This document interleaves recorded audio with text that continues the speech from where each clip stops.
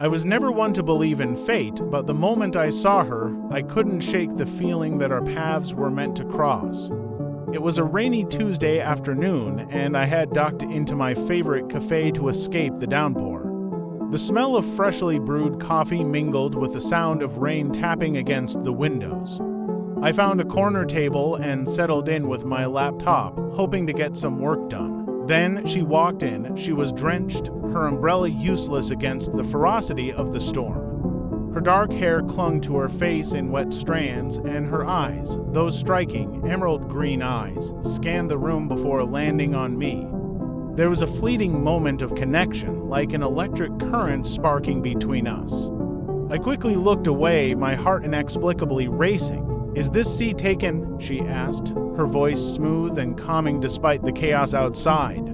I gestured for her to sit. "Go ahead." She settled into the chair across from me, peeling off her soaked jacket. "Thanks, it's crazy out there." "Yeah, the rain just came out of nowhere," I replied, trying to sound casual despite the flutter in my chest. "I'm Ava," she said, extending her hand. "Daniel," I responded, shaking her hand. Her grip was firm, her touch warm despite the chill of the rain. We spent the next few hours chatting about everything and nothing, the storm outside providing a cozy backdrop to our conversation. Ava was captivating, with a quick wit and a genuine laugh that made me forget about the world outside. As we talked, I found myself drawn to her in a way I hadn't felt in years. When the rain finally let up, we exchanged numbers and promised to meet again. I watched her walk away, a strange sense of anticipation filling me. Little did I know, this was just the beginning of a series of events that would turn my life upside down. A week later, Ava and I met again, this time for dinner at a charming little Italian restaurant downtown. The atmosphere was intimate, the candlelight casting a soft glow on her features. We talked and laughed, sharing stories and discovering common interests. By the time dessert arrived, I was completely smitten. As we walked out of the restaurant, Ava suggested a walk through the nearby park. The night was clear, the air crisp and cool. We strolled along the path, the city lights twinkling in the distance. I reached for her hand, and she didn't pull away. We stopped by a small pond, the water reflecting the moonlight. "I have a confession," Ava said softly, turning to face me. My heart skipped a beat. "What is it?" She hesitated, then took a deep breath. "I haven't been entirely honest with you. There's something about my past that you need to know." Ava's eyes glistened with unshed tears, and my mind raced with possibilities. "You can tell me anything," I assured her, squeezing her hand. "I'm not who you think I am," she whispered. "My real name isn't Ava." My breath caught in my throat. "Then who are you?" "I'm Sophie," she admitted, looking down. "And there's more. I'm in hiding." Stunned, I took a step back. "Hiding? From what?" Sophie'd Ava looked around nervously before continuing. "I was involved with someone dangerous. When I realized how deep I was in, I had to disappear. Change my name, my appearance, everything. But now ... I don't want to keep running. I don't want to lie to you." Her confession left me reeling. I could see the fear in her eyes, the vulnerability she had tried so hard to hide. Despite the shock, my feelings for her hadn't changed. If anything, they had intensified. "I don't care what your name is," I said firmly. "I care about you, and if you're in danger, I want to help." Tears spilled down her cheeks as she stepped closer, wrapping her arms around me. "Thank you," she whispered. "I didn't know if you would understand." As I held her, I made a silent promise to protect her no matter what. Little did I know, the danger was closer than either of us realized. That night, I couldn't shake a sense of unease. Sophie's revelation had left me questioning everything I thought I knew about her. Determined to help her, I started researching her past, hoping to find a clue that could lead us to safety. One evening, as Sophie and I were going through old photos and documents in her tiny apartment, the power went out, plunging the room into darkness. The silence was suffocating, broken only by the sound of our breaths. "I'll check the breaker," I said, trying to sound calm. Sophie nodded, clutching a flashlight. I made my way to the utility closet, but as I opened the door, a chilling gust of air hit me. The breaker was fine, but there was a small, dusty box I'd never noticed before.